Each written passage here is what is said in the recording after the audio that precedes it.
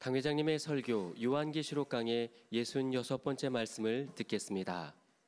Maintenant, nous allons suivre le message du pasteur principal intitulé Enseignement sur l'Apocalypse, la 66e session.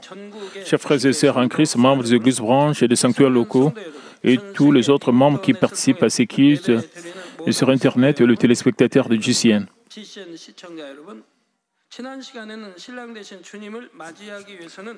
Lors de la dernière session, je vous ai dit que vous devez vous parer en tant qu'épouse avec de bonnes actions afin d'accueillir le Seigneur.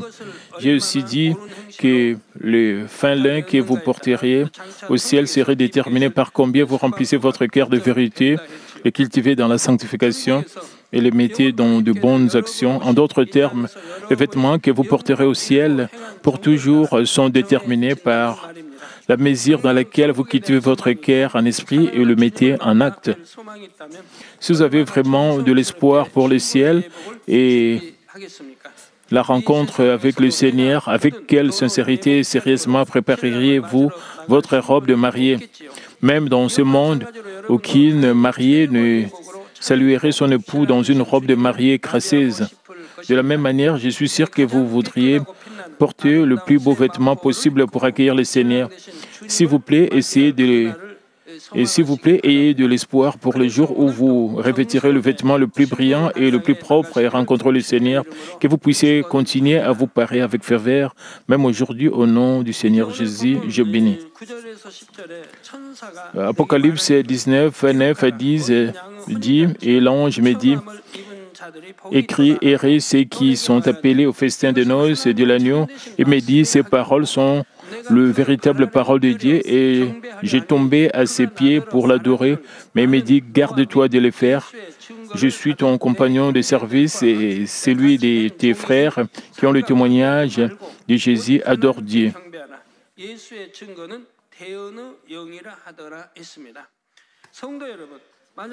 Frères et sœurs en Christ, si vous demandez aux gens du monde qui est un homme béni, comment répondraient-ils? Ils peuvent avoir des standards différents d'être bénis. Ils peuvent considérer que les bénis sont ceux qui ont la richesse, l'honneur, l'autorité, et les enfants qui réussissent sous la santé. Maintenant, quelle est votre réponse? Nous lisons dans Psaume 1, 1d, « Heureux l'homme qui ne marche pas selon les conseils des méchants, qui ne s'arrête pas sur la voie du pécheur et qui ne s'assied pas en compagnie des moqueurs, mais qui trouve son plaisir dans la loi de l'Éternel et qui la médite jour et nuit. »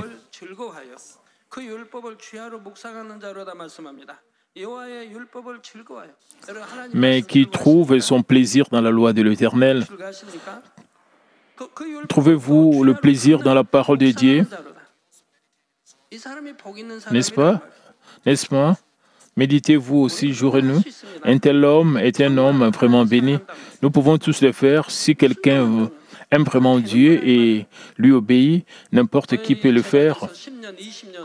N'est-il pas décourageant qu'après 10, 20 ans de foi à Manmin, ou après avoir été passé ici, si vous n'êtes pas incapable de porter un tel fruit, je vous ai donné toutes les réponses et je vous ai montré le chemin, mais qui trouve son plaisir dans la loi de l'Éternel, qui la médite jour et nuit. Apocalypse 1, 3 aussi dit, « Heureux celui qui lit et ceux qui entendent les paroles de la prophétie et qui gardent les choses qui y sont écrites, car le temps est proche. » Vous avez tous lu les paroles de la prophétie, n'est-ce pas? Vous le lisez assidûment et le lisez plusieurs fois avant un culte d'adoration, n'est-ce pas? Les gens entendent et lisent les paroles et qui gardent les choses qui y sont écrites.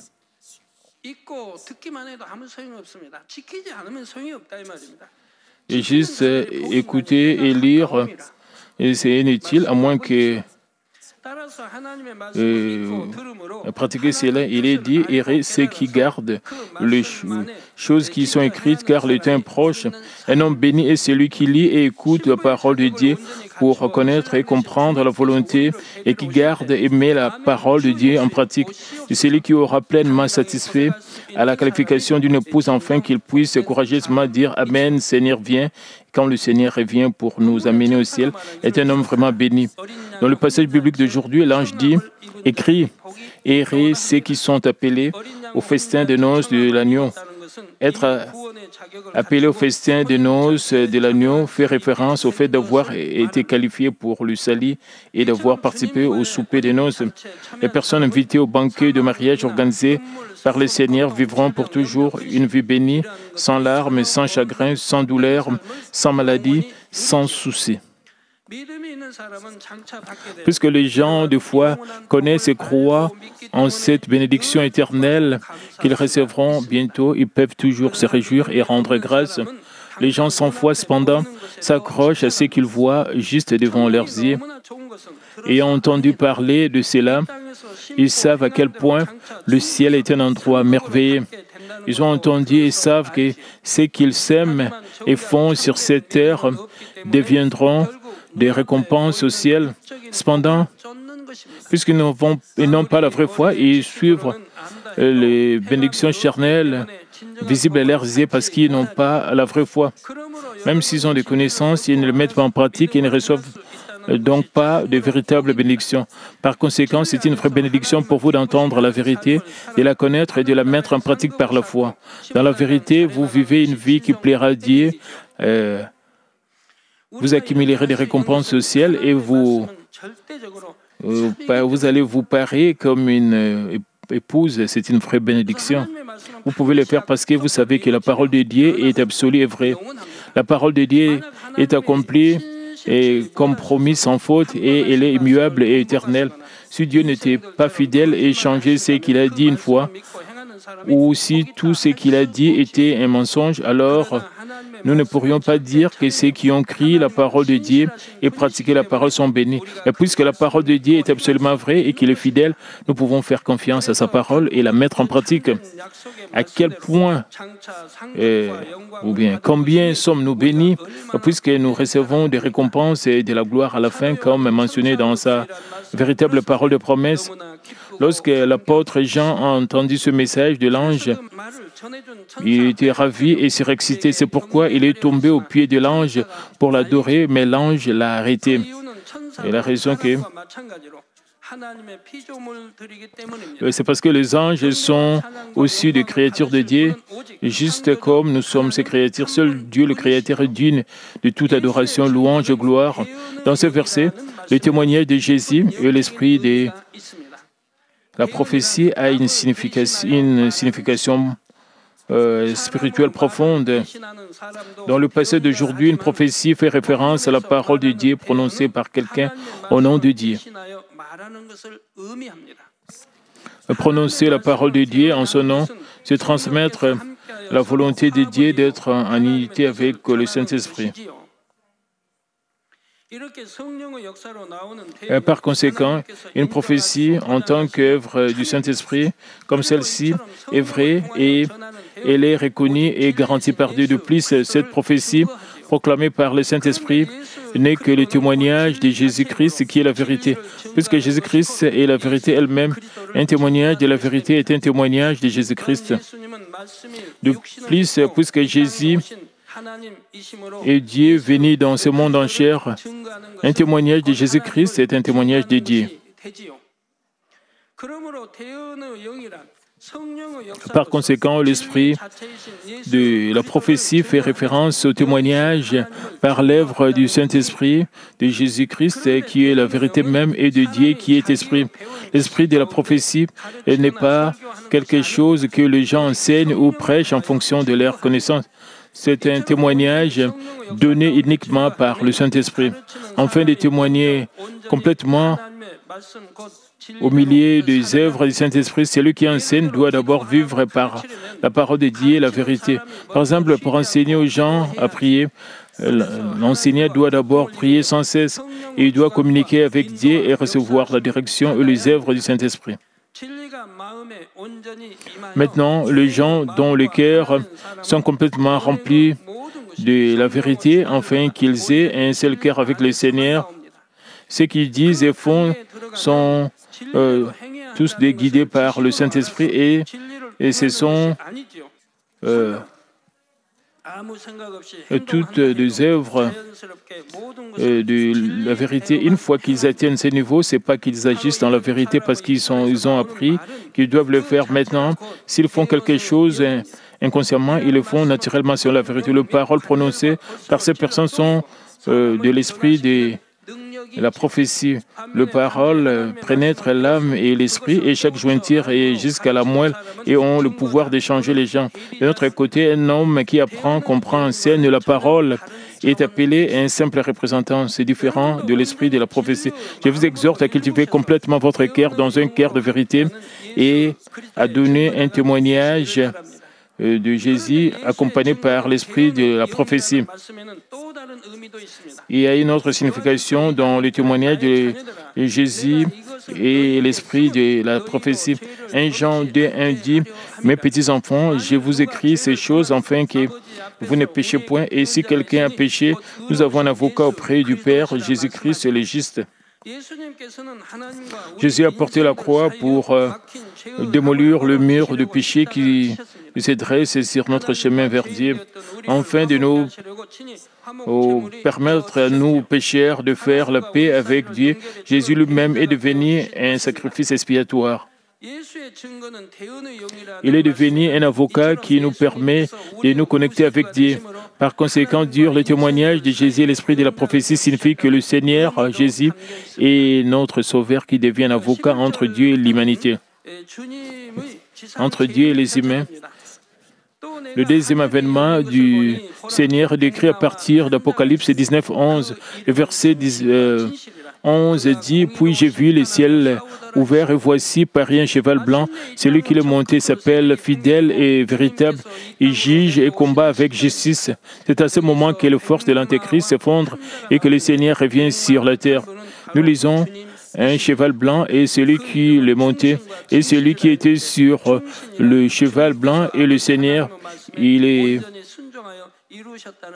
dit, il s'appelle fidèle et véritable. Lui étant fidèle signifie que le Seigneur agit avec une obéissance complète à la parole de Dieu et il accomplit. Lui étant véritable signifie que le Seigneur a même donné sa vie pour la volonté de Dieu et agit seulement selon la vérité elle-même. Puisque le Seigneur a complètement obéi à la parole de Dieu le Père, il a accompli véridiquement. Il est proprement qualifié pour juger selon la loi de justice. La justice est un juste jugement du bien et du mal afin d'accomplir la loi sans balancer à droite ou à gauche. Le passage dit « Il juge et combat avec justice ». Cela ne signifie pas que le Seigneur mène réellement une guerre contre l'ennemi diable et Satan. Cela fait référence au combat spirituel dans lequel le Seigneur vainc l'ennemi diable et Satan avec l'autorité de la parole de Dieu. Lorsque Jésus a été testé 3 fois avant de commencer son ministère, il a vaincu le diable uniquement pas avec la parole de Dieu. Les enfants de Dieu sont toujours engagés dans un combat spirituel tout en vivant sur cette terre. Premièrement, ils luttent contre le péché jusqu'au sang pour se débarrasser du péché. De plus, ils mènent une guerre spirituelle contre l'ennemi diable et Satan afin de sauver cette dernière âme. Apocalypse 19, 12 à 13 dit « Ses yeux étaient comme une flamme de feu, et sur sa tête étaient plusieurs diadèmes. Et il avait un nom écrit que personne ne connaît si ce n'est lui-même. Et il était revêtu d'un vêtement teint de sang. Son nom est la parole de Dieu. » Verset dit que les yeux du Seigneur sont une flamme de feu. Tout est clairement révélé devant lui.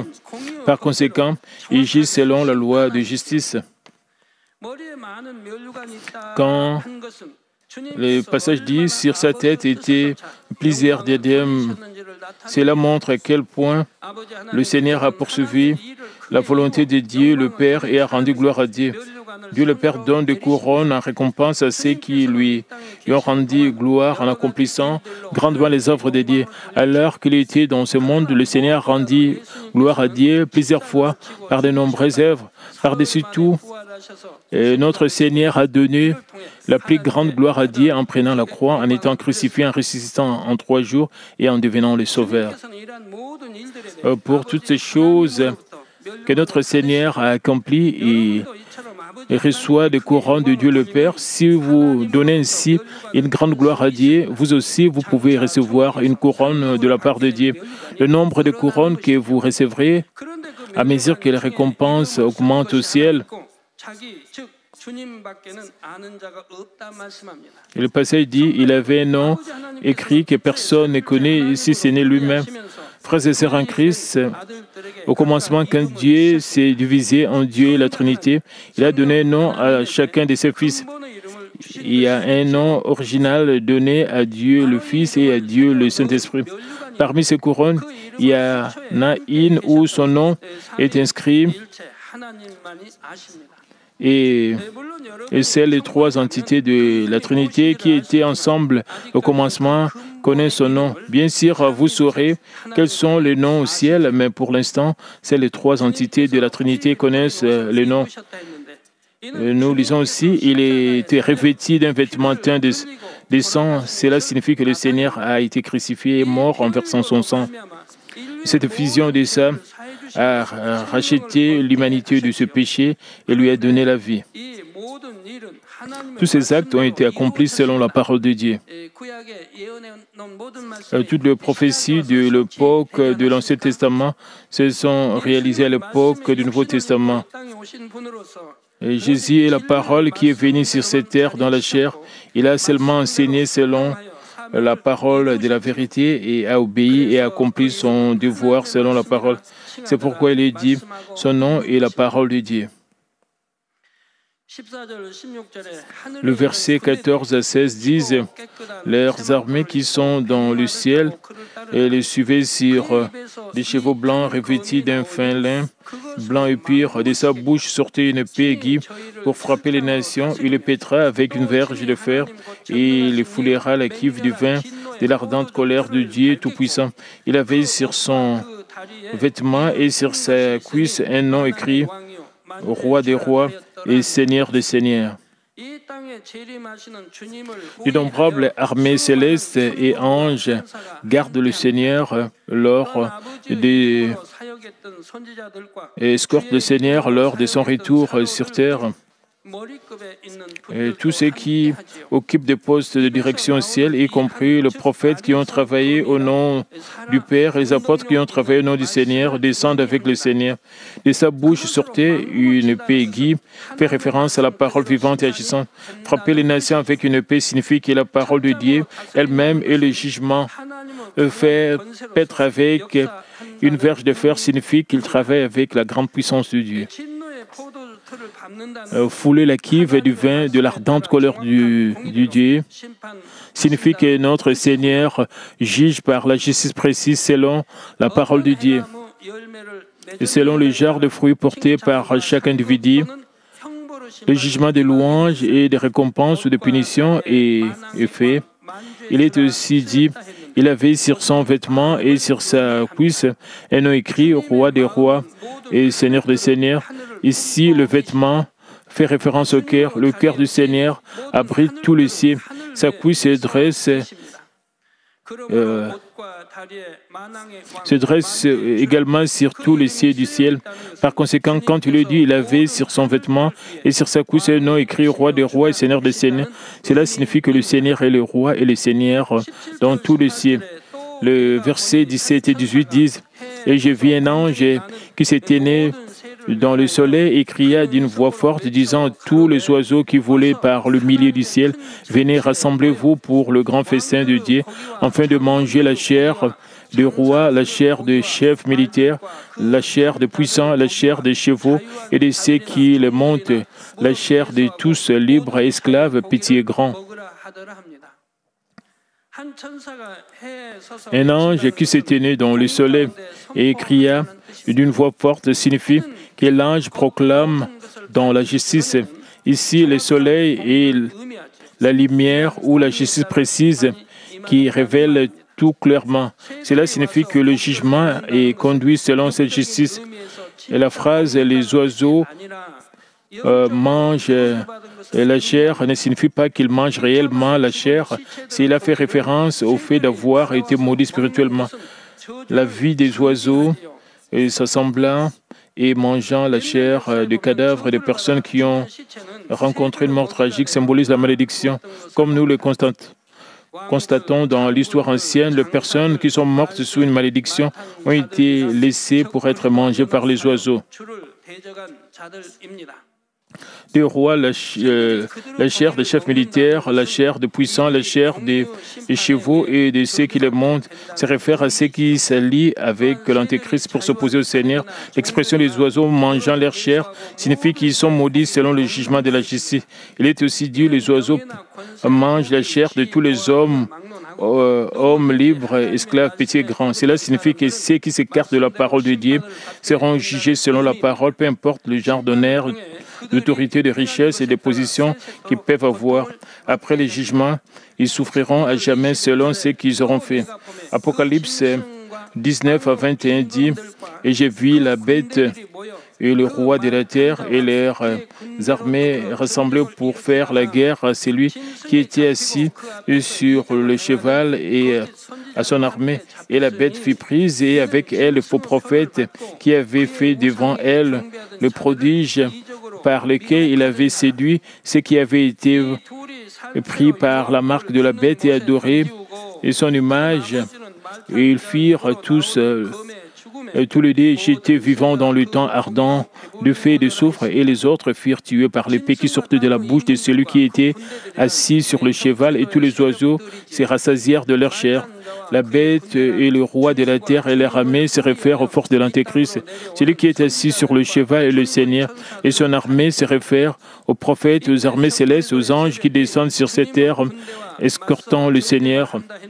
Que les forces de l'Antéchrist s'élèvent et fassent la guerre à l'armée du Seigneur ne signifie pas qu'elles font réellement la guerre. Ils ne peuvent pas s'opposer au Seigneur, ils ne peuvent pas vaincre l'armée du Seigneur. Ici, faire la guerre fait référence à un état de chaos absolu suite à l'effondrement des forces de l'Antéchrist. Comme le monde est détruit, et il y a le meurtre et la destruction parmi les forces de l'Antéchrist. Beaucoup de gens se suicident. Ce qui arrive dans ce monde. Et nous voyons cela se produire même aujourd'hui. Lorsque l'économie mondiale était difficile, de nombreuses personnes dans le monde se sont suicidées en 2008. Et si les choses empirent, est-ce qu'il y aurait pas encore plus de gens qui se suicideraient? J'ai entendu parler des sites web qui partagent des conseils, des méthodes sur le suicide. Au moment où le second avènement du Seigneur est proche, ceux qui ont fait toutes sortes de mal trembleront de peur et de froid. De plus, lorsqu'ils voient tout être détruit, la confusion et le désespoir dépassent l'imagination. Incapables de surmonter des moments désespérés et désastreux, certains adoptent une vision pessimiste et se suicident, et d'autres s'entretuent pour leur propre survie. Cependant, toute confusion prend fin au second avènement du Seigneur. Le jugement strict est fait pour la bête et le faux prophète. La bête fait référence au chef du gouvernement unifié et le faux prophète fait référence au chef de la religion qui a coopéré avec le gouvernement unifié. D'ailleurs, le faux prophète qui a accompli des signes, cela ne signifie pas qu'il a accompli de vrais signes comme les seigneurs et les prophètes de Dieu l'ont fait. Le terme « signe » dans ce verset fait référence aux méthodes de tromperie qui ont trompé et confondu les gens en utilisant le progrès de la science et de la technologie. Les faux prophètes qui s'allient avec l'Antéchrist trompent les gens pour qu'ils adorent l'Antéchrist et suivent leurs proches. Ayant commis un mal énorme, ils sont aussitôt jetés dans le temps de souffre par le Seigneur qui revient sur cette terre. Le péché et le mal que ces deux-là ont commis sont si apparents qu'ils sont jetés dans le temps de souffre, l'endroit le plus chaud de l'enfer, sans même passer par le jugement du grand trône blanc. Étant j'étais dans les temps ardents de soufre ou dans le temps de feu, après le royaume du millénium sur la terre et le retour du Seigneur, les croyants auront été enlevés et dans ce monde, la grande tribulation de 7 ans se déroulera et à sa conclusion, le second avènement de notre Seigneur aura lieu et reviendra dans ce monde avec tous ceux qui ont été sauvés.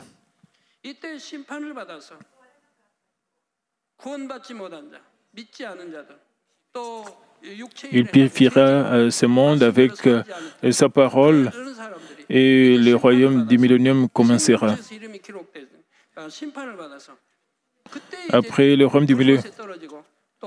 Et donc, après cette période de 1000 ans, le jugement du grand trône blanc aura lieu. Lors de ce jugement, tous ceux qui n'ont pas crié, ont commis les œuvres de la chair et n'ont pas vécu selon la parole seront jugés et seront jetés soit dans le temps de feu, soit encore plus chaud dans le temps ardent de soufre et tomberont en enfer après le jugement du grand trône blanc qui lui-même aura lieu après le royaume du millénium.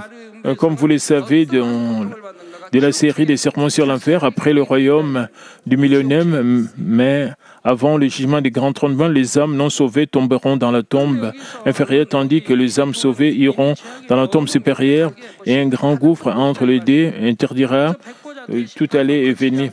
Le livre enfer détaille le type de punition auquel les âmes non sauvées seront soumises dans la tombe inférieure, parce que le péché décédés sont si grands et apparents, ils n'ont pas besoin d'être soumis au jugement, contournant complètement les jugements du grand trône blanc. Ils seront jetés vivants dans le temps ardent de soufre, l'endroit le plus chaud de l'enfer. Il y a 2 étangs de châtiment en enfer, un de feu et un autre de soufre ardent. Le temps ardent de soufre est 7 fois plus chaud que le temps de feu. De plus, la plupart des gens qui se sont alliés avec eux meurent pendant la confusion de la dernière étape de la grande tribulation de 7 ans. Ils souffrent dans la tombe inférieure avant le jugement du grand trône blanc et à la fin, ils tomberont également en enfer et souffriront pour toujours. Lorsque nous disons tous les oiseaux étaient remplis de leur chair, cela signifie qu'ils payent le prix de leur péché et de leur mal. Nous plongerons dans le royaume du millénium dans la prochaine session. Il est temps de conclure le message, frères et sœurs en Christ. Rien dans ce monde charnel n'est éternel.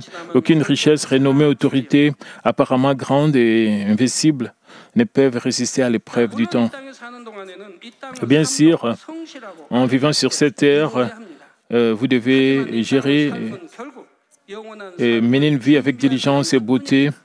Vous devez gérer avec diligence et beauté votre vie sur cette terre. Cependant, la vie sur cette terre n'est qu'un processus par lequel nous nous préparons à la vie éternelle. 2 Corinthiens 4, 18 déclare un point éternel de gloire parce que nous regardons non point aux choses visibles, mais à celles qui sont invisibles, car les choses visibles sont passagères et les invisibles sont éternelles. Il est dit que les choses invisibles sont éternelles et les choses visibles sont temporelles. Comparé à l'éternité, notre vie de 70 ans, 80 ans ou 100 ans au maximum serait un bref instant comparé au monde éternel. De plus, parmi les choses que vous aimez récolter, emmagasiner dans la chair, il n'y a rien que vous puissiez emporter avec vous dans la vie éternelle. Et celles choses que vous aimez en esprit sur cette terre peuvent être rendues comme choses éternelles au ciel. Quoi que vous mangez, portiez, buviez ou fassiez, les choses que vous faites pour la gloire de Dieu le Père, avec un amour immuable pour Dieu le Père, sont les choses qui seront sûrement stockées au ciel. J'exhorte chacun d'entre vous à s'aimer en esprit aujourd'hui les choses qui sont éternelles. Hébreux 11, 16 dit, « Mais maintenant, ils en désirent une meilleure, c'est-à-dire une céleste. C'est pourquoi Dieu n'a pas honte d'être appelé leur Dieu, car il leur a préparé une cité. »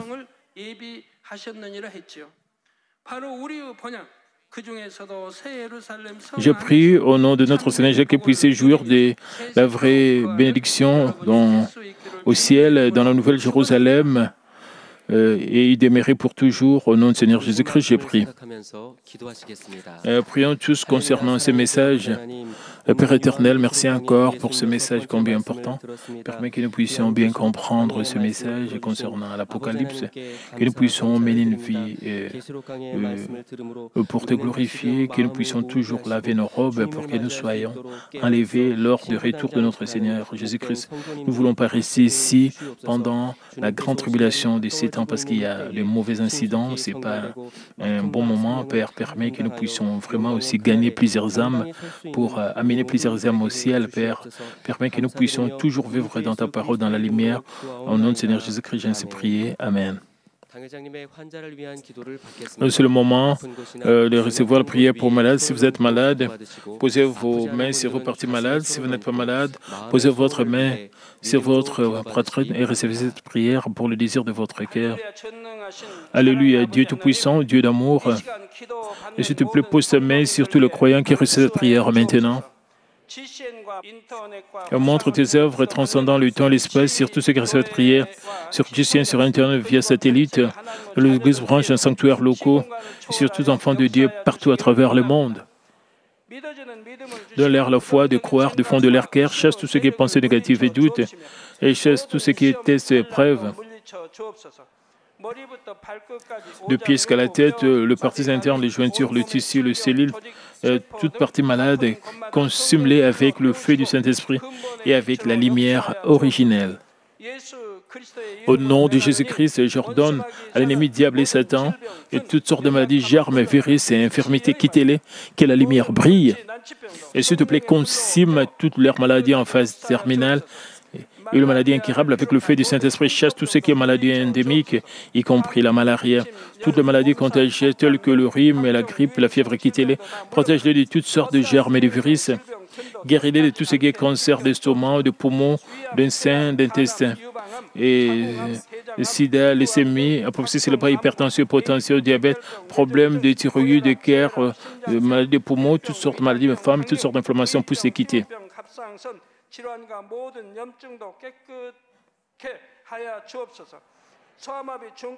Guérir tout ce qui est polio, AVC, arthrite, hernie discale, douleurs dorsales, maux de tête, névralgie et toutes sortes de douleurs puissent disparaître.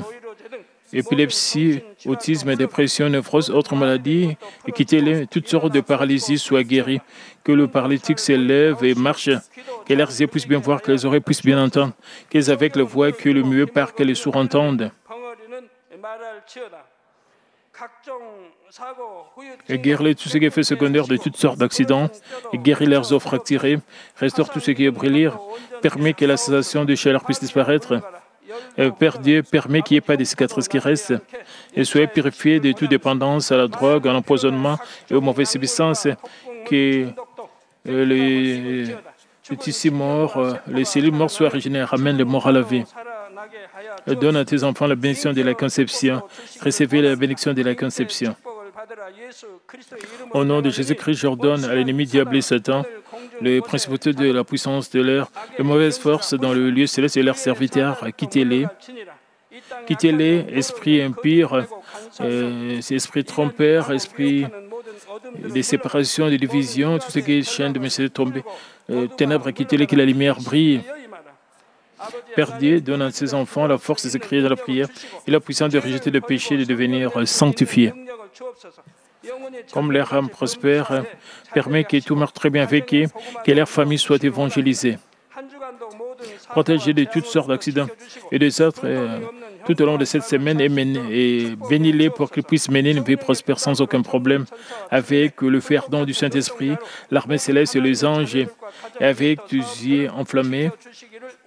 Protège-les, protège tous tes enfants, leurs familles, leurs lieux de travail et leurs affaires. Donne aux étudiants la sagesse et l'intelligence, donne-leur l'enthousiasme et la ferveur de bien étudier. S'il te plaît, garde leur cœur penser des choses mondaines, permet qu'ils puissent t'aimer avec plus de ferveur, que tes enfants mangent ou boivent dans tout ce qu'ils feront, permet qu'ils puissent le faire pour te glorifier, Père Dieu.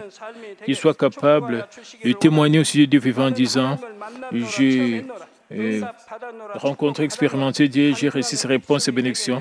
Père Dieu, merci. Sois glorifié, toi seul. J'ai ainsi prié au nom de notre Seigneur Jésus-Christ. Amen.